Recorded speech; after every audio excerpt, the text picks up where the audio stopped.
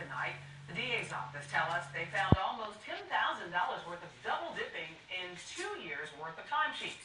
Reporter Ted Oberg investigates. Ted? Gina, these lawmen are charged with stealing from their own agencies and from you, accused of collecting 2 hours pay for 1 hour's work.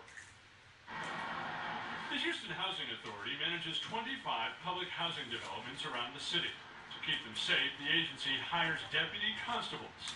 Tonight, the Harris County DA says several of those deputies were allegedly stealing from the taxpayers.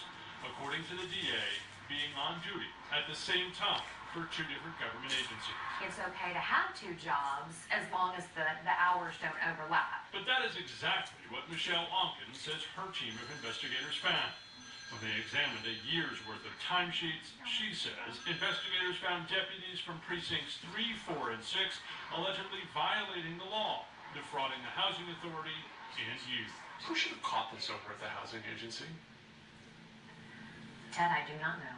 They have a fraud investigator, right? That they do. That they do. Why couldn't that person catch this? Because he was involved in it? Yes, Cordell Lindsay, who worked as a sergeant at Precinct 3, was also the fraud examiner for the Houston Housing Authority. Lindsay wasn't charged with double dipping. He was charged with aiding and abetting it. He was a supervisor who could have caught it, but didn't. Lindsay was on the job at the Housing Authority today, but may soon be put on leave.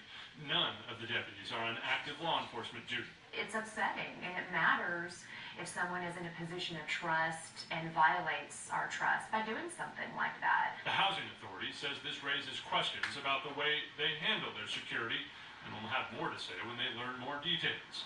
Weeks ago, as part of the investigation, the DA also charged 5 reserve deputies with performing security work they weren't legally qualified to do.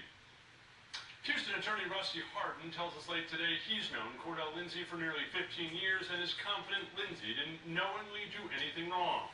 By the way, we called the fraud hotline over at the Houston Housing Authority today to see if we could get their take on what's going on. The voicemail machine was full and we couldn't even leave a message. Ted Oberg, 13 Eyewitness News. New information.